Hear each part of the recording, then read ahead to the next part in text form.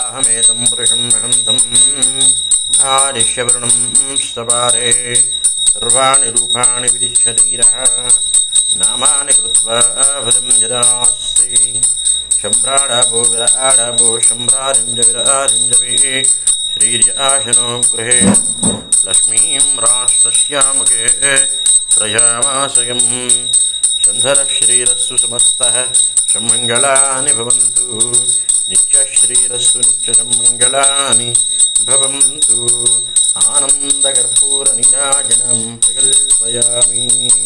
हरि ओं श्रीमहाकाली महालक्ष्मी महासरस्वरूपिणी श्रीमहाललिता त्रिपुरसुन्दरस्वरूपिणी श्रीमहावाराही वीर्यनन्दितायै नमो नमः।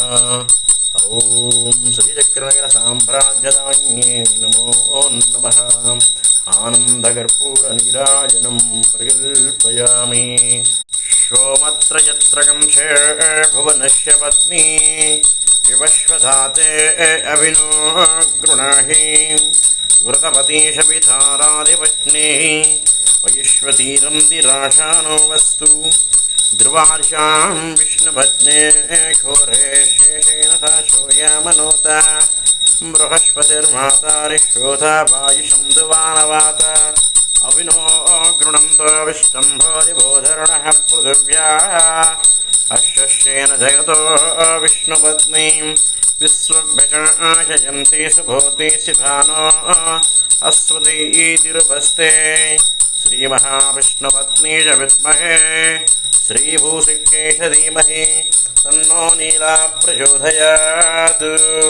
ॐ श्रीमहा ॐ ह्रीं श्रीं क्लीं मजुधायिन्ये नमः।